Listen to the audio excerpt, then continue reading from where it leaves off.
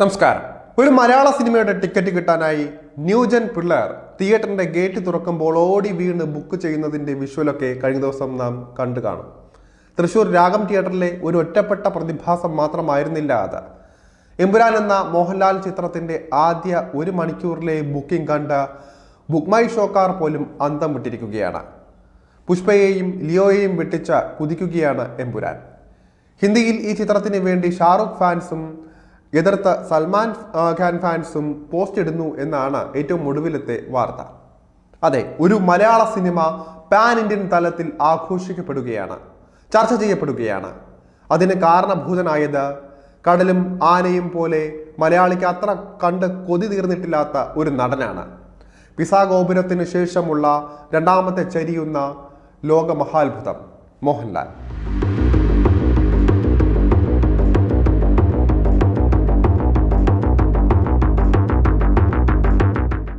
മലയാള സിനിമയിലെ മികച്ച നടൻ ആരാണെന്നതിനെ കുറിച്ചൊക്കെ തർക്കമുണ്ടാകും. പക്ഷേ മല്ലൂവുഡ് ബോക്സ് ഓഫീസിലെ വിപണിയുടെ താരം ആരാണെന്നതിന് ഒരേ ഒരു ഉത്തരമേ ഉള്ളൂ. മലയാളത്തിൽ ഏറ്റവും പ്രതിഫലം വാങ്ങുന്ന നടനാണ് ഈ 64-കാരൻ. മല്ലൂവുഡിൽ ആദ്യമായി 1 കോടി രൂപ പ്രതിഫലം വാങ്ങിയ നടനും വേറെ ആരുമല്ല. ഇപ്പോൾ 10 മുതൽ 25 കോടി രൂപ വരെയാണ് താരം പ്രതിഫലമായി വാങ്ങുന്നതെന്ന് IMDb റിപ്പോർട്ട് ചെയ്യുന്നു. മലയാളത്തിൽ 10 കോടിയിലധികവും അന്യഭാഷയിൽ 25 കോടി വരെയുമാണ് മോഹൻലാൽ വാങ്ങുന്നത്. രണ്ടാം സ്ഥാനത്ത് മമ്മൂട്ടിയാണുള്ളത്. 6 കോടി മുതൽ 20 കോടി രൂപ വരെയാണ് മമ്മൂട്ടി പ്രതിഫലമായി വാങ്ങാറുള്ളത് എന്നാണ് IMDb റിപ്പോർട്ടിൽ പറയുന്നത്. പക്ഷേ ഇപ്പോൾ മലയാളത്തിന്റെ നടന വിസ്മയത്തിന് അത്ര നല്ല സമയമല്ല. ആദ്യമായി സംവിധാനം ചെയ്ത ബറോസ ഉൾപ്പെടെയുള്ള ഒരുപാട് ചിത്രങ്ങൾ ബോക്സ് ഓഫീസിൽ ധൂളിയായി. അതുകൊണ്ട് തന്നെ എമ്പുരാൻ മോഹൻലാലിനെ സംബന്ധിച്ചും തന്റെ താരസിംഹാസനം അരക്കിട്ട് ഉറപ്പിക്കാനുള്ള ചിത്രം കൂടിയാണ്. മോഹൻലാലിന്റെ കരിയർ പരിശോധിക്കുന്ന ആർക്കും മനസ്സിലാകും സൂപ്പർ താര പദവി അദ്ദേഹത്തിന് തളികയിൽ വെച്ച് കിട്ടിയതല്ല എന്ന്. ഹിറ്റുകളെ പോലെ തന്നെ വമ്പൻ ഫ്ലോപ്പുകളും അദ്ദേഹത്തിന്റെ അഭ്രലോകത്ത് ഉണ്ടായിട്ടുണ്ട്. വീണും ഉരുണ്ടും പരാജയപ്പെട്ടും തിരിച്ചുവന്നും അയാൾ മലയാള സിനിമയിൽ കഴിഞ്ഞ 45 വർഷങ്ങളായി നിറങ്ങി നിൽക്കുന്നുണ്ട്. മലയാളത്തിലെ ഏറ്റവും മുതൽ മുടക്കുള്ള ചിത്രമെന്ന് കരുതപ്പെടുന്ന എമ്പുരാൻ പാൻ ഇന്ത്യൻ തരംഗമാകുമോ? ലാലേട്ടന്റെ തിരിച്ചുവരവാകുമോ? ആരാധകർ കാത്തിരിക്കുകയാണ്. 1980-ൽ ഫാസിലിന്റെ മങ്ങിൽ വിരിഞ്ഞ പൂക്കളിൽ വില്ലനായി വന്ന ആ 20 വയസ്സ് മാത്രം പ്രായമുള്ള പയ്യൻ മലയാള സിനിമയുടെ ചരിത്രം മാറ്റിയത് മലയാളികൾക്ക് അറിയുന്ന ചരിത്രമാണ്. എടുത്തു പറയത്തക്ക ആകാര ഭംഗിയൊന്നും ഇല്ലാതെ, ശബ്ദ ഗാംഭീര്യമില്ലാതെ, അല്പം സ്ത്രൈണതയുള്ള വില്ലൻ പക്ഷേ വർഷങ്ങൾക്കുള്ളിൽ വേറെ ലെവലായി. വില്ലൻ വേഷങ്ങളിൽ നിന്ന് പതുക്കെ സഹനടനിലേക്ക്, അവിടെ നിന്ന് കോമഡി ചെയ്യുന്ന നായക വേഷങ്ങളിലേക്ക്. ഒരു വെള്ളിയാഴ്ച കൊണ്ട് ഒരു താരം പിറക്കുമെന്ന വെള്ളിത്തിരയുടെ ആപ്തവാക്യം ശരിയായ ദിവസമായിരുന്നു 1986 ജൂലൈ 17. പക്ഷേ അതൊരു വ്യാഴാഴ്ചയായിരുന്നുവെന്ന് മാത്രം. തമ്പി കണ്ണന്താനം സംവിധാനം ചെയ്ത രാജാവിൻ്റെ മകൻ എന്ന ചിത്രത്തിനായി ജനം ഇരമ്പിയാർത്തു. മലയാളി ആദ്യമായി മെഷീൻ ഗണ്ണ് കാണുന്നത് ഈ ചിത്രത്തിലൂടെയായിരുന്നു. മോഹൻലാൽ എന്ന നടൻ വെറും 26-ാം വയസ്സിൽ സൂപ്പർ സ്റ്റാറായ ചിത്രം. മമ്മൂട്ടി നോ പറഞ്ഞു വിട്ട് ഈ ചിത്രം ഹിറ്റാക്കേണ്ടത് തമ്പിയുടെ ആവശ്യമായിരുന്നു.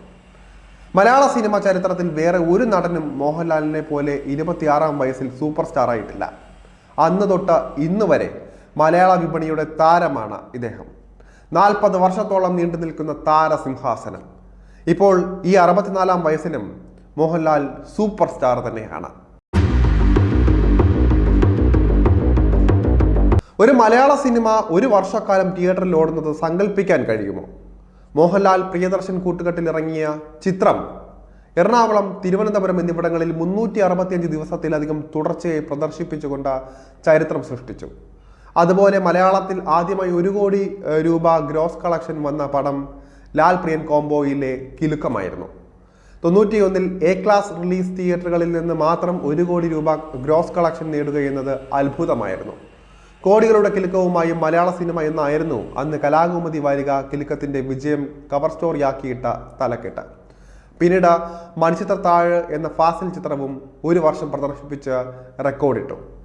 ഈയിടെ IMDb റിപ്പോർട്ടിൽ പറയുന്നത് മലയാള സിനിമയുടെ ചരിത്രത്തിൽ ഏറ്റവും കൂടുതൽ ആളുകൾ കണ്ട സിനിമയും മണിച്ചിത്രത്താഴ് ആണെന്നാണ്. അതുപോലെ മലയാള ബോക്സ് ഓഫീസിലെ ഒരു മൈൽ സ്റ്റോൺ ആയിരുന്നു 2000-ൽ ഇറങ്ങിയ നരസിംഹം എന്ന ചിത്രം. 22 കോടിയിലേറെ നേടിയ ഈ ചിത്രം 10 കോടിയോളമാണ് ലാഭമുണ്ടാക്കിയത്. അതുപോലെ ആറാം തമ്പുരാനും തേന്മാവിൻ കൊമ്പത്തും അടക്കം എത്രയെത്ര ഹിറ്റുകൾ. മലയാളം ആദ്യമായി 50 കോടി ക്ലബ്ബ് തൊട്ടതും ലാൽ സിനിമയിലൂടെയാണ്.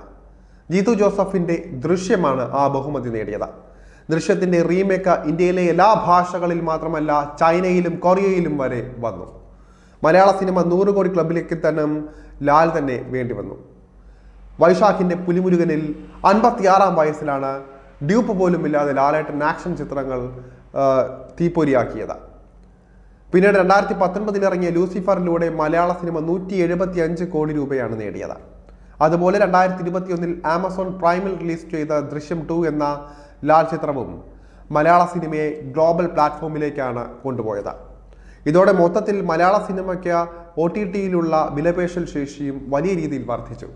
ദൃശ്യം 2വിനും ലോകവ്യാപകമായി റീമേക്കുകൾ ഉണ്ടായി. മലയാള സിനിമയുടെ ആഗോള ബ്രാൻഡ് അംബാസിഡർ എന്നത് ആര് എന്ന വിമർശനം ഉന്നയിച്ചാലും മോഹൻലാൽ തന്നെയാണ് അതിന് ഉത്തരമായി വരുന്നത്. മലയാളത്തിൽ ഏറ്റവും ഫാൻ ബേസ് ഉള്ള നടനാണെങ്കിലും ലാലേട്ടന് തുടക്കം മുതൽ തന്നെ വലിയൊരു വിഭാഗം ഹേറ്റേഴ്സും ഉണ്ടായിരുന്നു. സോഷ്യൽ മീഡിയ ഒന്നും ഇല്ലാതിരുന്ന അക്കാലത്ത് അവർ അപവാദങ്ങൾ കരകമ്പിയായാണ് പ്രചരിപ്പിച്ചിരുന്നത്. 86 മുതൽ 96 വരെയുള്ള ആദ്യ 10 വർഷങ്ങൾ മോഹൻലാലിന്റെ താരസിംഹാസനത്തിന് ഇളക്കം തട്ടാത്ത കാലമായിരുന്നു. സിബി മലയിൽ, ലോഹിതദാസ്, പത്മരാജൻ, കമൽ, പ്രിയദർശൻ തുടങ്ങിയ നല്ല ഫിലിം മേക്കേഴ്സിന്റെ കീഴിൽ ലാൽ തുടർച്ചയായി വിജയ ചിത്രങ്ങൾ ഉണ്ടാക്കിയ കാലം. പക്ഷെ 96-ൽ കഥ മാറി. ആ വർഷം കാലാപാനി, പ്രിൻസ് എന്നീ 2 ചിത്രങ്ങളിൽ മാത്രമാണ് അദ്ദേഹത്തിൻ്റെതായ പുറത്തു വന്നത്. ഇതിൽ കാലാപാനി വിജയമായെങ്കിലും വലിയ മുതൽ മുടക്ക് മൂലം നിർമ്മാതാക്കൾക്ക് കാര്യമായ ലാഭമൊന്നും ഉണ്ടായില്ല. പക്ഷേ ദ പ്രിൻസ് എന്ന ചിത്രം മോഹൻലാലിന്റെ ആരാധകരെ ഞെട്ടിച്ചു കളഞ്ഞു. അതിൽ മോഹൻലാലിന്റെ ചിരപരിചിതമായ ശബ്ദമായിരുന്നില്ല പ്രേക്ഷകർ കേട്ടത്. ചിത്രം മോഹൻലാലിന്റെ സിനിമാ ജീവിതത്തിലെ തന്നെ ഏറ്റവും വലിയ പരാജയമായി മാറി. അതോടെ അഭ്യൂഹങ്ങളും വരുന്നു, മോഹൻലാലിന്റെ തൊണ്ടയിൽ ക്യാൻസർ ആണ്, സംസാരശേഷി പൂർണ്ണമായും നഷ്ടമാകും, അതാണ് ശബ്ദത്തിലെ മാറ്റം എന്നിങ്ങനെയായി കരകമ്പികൾ. സോഷ്യൽ മീഡിയ ഒന്നുമില്ലാത്ത ആ കാലത്ത് കുടുംബ സദസ്സുകളിൽ വരെ മോഹൻലാൽ എന്ന നടൻ ഔട്ടായി പോകുമോ എന്നും ചർച്ചയാകുന്നു. മലയാളത്തിന്റെ എക്കാലത്തെയും പ്രിയപ്പെട്ട കാമുകൻ എയ്ഡ്സ് രോഗം വരെയാണെന്ന് പറഞ്ഞു പരത്തി ഹേറ്റേഴ്സ്. പക്ഷെ ഇതൊന്നും ആയിരുന്നില്ല പ്രിൻസിലെ ശബ്ദത്തിന്റെ പ്രശ്നം. അത് തമിഴ് തെലുങ്ക് സിനിമയിലെ ചില ടെക്നീഷ്യൻസിന്റെ സൗണ്ട് മിക്സിന്റെ പ്രശ്നമായിരുന്നു എന്നായിരുന്നു മോഹൻലാൽ തന്നെ പിന്നീട് വെളിപ്പെടുത്തിയത്. പ്രിൻസിന് ശേഷം വന്ന IV ശശിയുടെ വർണ്ണപകിട്ടിനും ലാൽ ഫാൻസിനെ തൃപ്തിപ്പെടുത്താനായില്ല. അതോടെ ലാൽ ഔട്ട് എന്ന പ്രചാരണം ഒരു കൂട്ടർ ശക്തമാക്കി.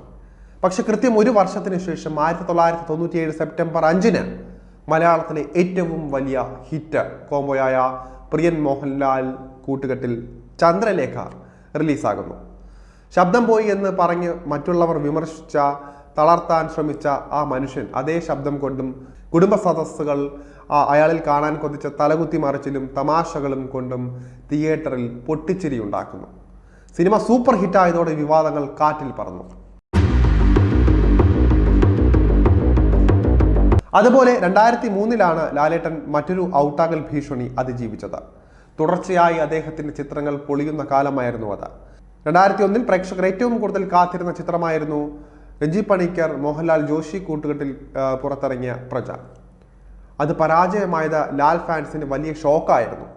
പിന്നീട് തുടർച്ചയായ ഫ്ലോപ്പുകൾ. 2002-ൽ ഇറങ്ങിയ ലാലിന്റെ 3 ചിത്രങ്ങളും, അതായത് ഒന്നാമൻ, താണ്ഡവം, ചതുരംഗം എന്നീ ചിത്രങ്ങൾ പരാജയപ്പെട്ടു. ഇതിൽ ഒന്നാമനിലായിരുന്നു ബാലതാരമായി പ്രണവ് മോഹൻലാൽ അരങ്ങേറിയത്. മോഹൻലാലിനെ 26-ാം വയസ്സിൽ സൂപ്പർ സ്റ്റാർ ആക്കിയ തമ്പി കണ്ണന്താനമായിരുന്നു സംവിധാനം. എന്നിട്ടും ചിത്രം പൊളിഞ്ഞു. താണ്ഡവം ഷാജി കൈലാസിന്റെയും ചതുരംഗം K. മധുവിന്റെയും ചിത്രങ്ങളായിരുന്നു. എല്ലാവരും കഴിവ് തെളിയിച്ചവർ തന്നെ. എന്നിട്ടും പടങ്ങൾ ഫ്ലോപ്പാകുന്നു. നരസിംഹലാലിനെ ഒരു അതിമാനുഷികനാക്കി മാറ്റിയെന്നും അതിന്റെ ബാധ്യത മറികടക്കുക വലിയ പ്രയാസമാണെന്ന് പോലും അക്കാലത്ത് ലേഖനങ്ങൾ വന്നു. ശരാശരി മലയാളിയുടെ മനസ്സിൽ അബോധമായി കിടന്ന ഫ്യൂഡൽ പൗരുഷ സൗന്ദര്യത്തിന്റെ പ്രതീകമായ ആ താരശരീരത്തെക്കുറിച്ചും മീശപ്പെരിയയിലെയും അതുപോലെ തന്നെ മുണ്ടുമടക്കി കുത്തലിലെയും രാഷ്ട്രീയത്തെക്കുറിച്ചുമൊക്കെ അക്കാദമിക് പഠനങ്ങൾ പോലും പുറത്തിറങ്ങി. 2003-ൽ ഇറങ്ങിയ മിസ്റ്റർ ബ്രഹ്മചാരി എന്ന തുളസീദാസ് ചിത്രം അത് അർഹിക്കുന്ന നിലയിൽ വിജയമായില്ല. അപ്പോഴും പ്രേക്ഷകർ കാത്തിരുന്നത് മോഹൻലാലിന്റെ എക്കാലത്തെയും രക്ഷകനായ പ്രിയദർശന്റെ കിളിച്ചുണ്ടൻ മാമ്പഴത്തെയായിരുന്നു. പക്ഷേ ആ ചിത്രവും ആവറേജിൽ ഒതുങ്ങിയപ്പോൾ സിനിമാ ഗോസിപ്പ് കോളങ്ങളിൽ പതുക്കെ മോഹൻലാലിന്റെ ഔട്ടാകൽ വീണ്ടും തലപൊക്കി തുടങ്ങി. പക്ഷേ ഒട്ടും പ്രതീക്ഷിക്കാത്ത ഒരു സംവിധായകനിൽ നിന്നാണ് മോഹൻലാലിന് ലൈഫ് ലൈൻ കിട്ടുന്നത്. കോഴിക്കോട്ടുകാരനായ VM വിനു TA ഷാഹിദിന്റെ തിരക്കഥയിൽ ബാലേട്ടൻ എന്ന ചിത്രം എടുക്കുമ്പോൾ ഫ്ലോപ്പുകളുടെ ലിസ്റ്റിൽ ഒന്നുകൂടി എന്ന നിലയിൽ മാത്രമാണ് പലരും കണ്ടത്. ഒട്ടും ഹൈപ്പില്ല, അത്രയ്ക്ക് ആകർഷകമായിരുന്നില്ല ആ ചിത്രം. ബാലേട്ടന്റെ പോസ്റ്റർ പോലും ഒട്ടും പ്രതീക്ഷ നൽകുന്നതായിരുന്നില്ല. ആദ്യ ഷോയ്ക്ക് ലാൽ ചിത്രത്തിന് കാണുന്നത് പോലുള്ള ബഹളങ്ങളോ മേളങ്ങളോ ഒന്നും തന്നെ ഉണ്ടായിരുന്നതുമില്ല. പക്ഷേ കോഴിക്കോട് ഫസ്റ്റ് ഷോ കഴിഞ്ഞ ഉടനെ സംവിധായകൻ VM വിനുവിനെ ജനം തോളിലേറ്റി. പടം കയറി സൂപ്പർ ഹിറ്റായി. ലാലാരാധകർ വീണ്ടും രോമാഞ്ചമണിങ്ങിയ നിമിഷം. അതുപോലെ മോഹൻലാൽ ചിത്രങ്ങൾ തുടർച്ചയായി പരാജയപ്പെടുന്ന സമയത്താണ് ജീത്തു ജോസഫ് ദൃശ്യവുമായി അവതരിക്കുന്നത്. 2012 റൺ ബേബി റണ്ണിന് ശേഷം തുടർച്ചയായ 5 ലാൽ ചിത്രങ്ങളെയാണ് പ്രേക്ഷകർ തിരസ്കരിച്ചത്. Karmayodha, Lokpal, red wine, Geethanjali, ladies and gentleman തുടങ്ങിയ ചിത്രങ്ങൾ പടക്കം പോലെയാണ് പൊട്ടിയത്. ദൃശ്യത്തിന് ശേഷമുള്ള അടുത്ത 2 വർഷങ്ങളിൽ, അതായത് 2014-ലും 2015-ലും മോഹൻലാലിന് ഹിറ്റുകൾ ഉണ്ടാക്കാനായില്ല. മിസ്റ്റർ ഫ്രോഡ, കൂതറ, പെരുച്ചാഴി, ലൈല ഓ ലൈല എന്നും എപ്പോഴും, കനൽ എന്നീ ചിത്രങ്ങൾക്കൊന്നും തിയേറ്ററുകളിൽ ആളെ കയറ്റാനായില്ല. രഞ്ജിത്തിന്റെ ലോഹവും ആവറേജിൽ ഒതുങ്ങി. ആ സമയത്താണ് 2016-ൽ പ്രിയദർശൻ വീണ്ടും ഒപ്പം എന്ന ഹിറ്റ് ലാലിനൊപ്പം ഉണ്ടാക്കുന്നത്. ആ വർഷം ഇറങ്ങിയ പുലിമുരുകൻ ലാലിന്റെ താരസിംഹാസനത്തെ അരക്കിട്ടുറപ്പിച്ചു. മലയാള സിനിമയെ 100 കോടി ക്ലബിലേക്ക് എത്തിച്ചു. ഇപ്പോൾ വീണ്ടും സമാനമായ സാഹചര്യത്തിലൂടെയാണ് മോഹൻലാൽ എന്ന താരരാജാവ് കടന്നു പോകുന്നത്. ഹിറ്റുകളെ പോലെ തന്നെ ഫ്ലോപ്പുകളും ലാലിന് പുത്തരിയല്ല. 2018-ൽ ശ്രീകുമാർ മേനോൻ സംവിധാനം ചെയ്ത ഒടിയൻ ആയിരിക്കണം മലയാളത്തിൽ ഏറ്റവും കൂടുതൽ പ്രീ പബ്ലിസിറ്റി ഹൈപ്പ് വന്ന ചിത്രം. പക്ഷേ ആദ്യ ദിനം തന്നെ അടികൂടി സിനിമ കണ്ട ആരാധകരുടെ രോഷം സോഷ്യൽ മീഡിയയിൽ അണപൊട്ടി. ഇത്തിരി കങ്ങിയെടുക്കട്ടെ എന്ന ചിത്രത്തിലെ ഡയലോഗ് പോലെയായി പോയി സിനിമയും.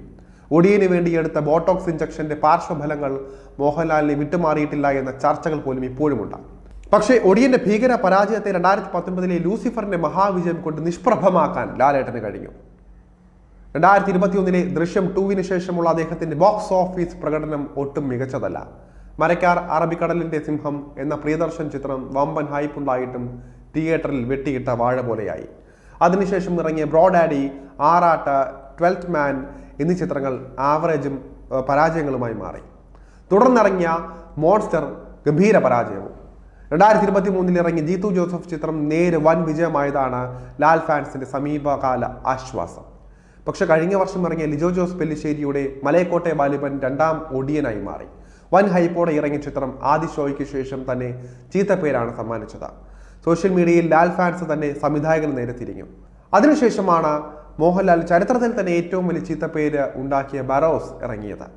ലാൽ ആദ്യമായി സംവിധാനം ചെയ്ത ചിത്രം എന്ന നിലയിൽ ചിത്രത്തിന് പ്രേക്ഷകരുടെ പ്രതീക്ഷ ഏറെ ഉണ്ടായിരുന്നു. പക്ഷെ ഈ ചിത്രം 18 നിലയിലാണ് പൊട്ടിയത്. അങ്ങനെ മോഹൻലാൽ എന്ന മലയാളത്തിന്റെ ഏറ്റവും വലിയ ബ്രാൻഡ് വീണ്ടും ഒരു പ്രതിസന്ധിയിൽ നിൽക്കുന്ന സമയത്താണ് ലൂസിഫറിന്റെ 2ാം ഭാഗമായി 200 കോടിയുടെ വമ്പൻ ബജറ്റിൽ എമ്പുരാൻ എത്തുന്നത്.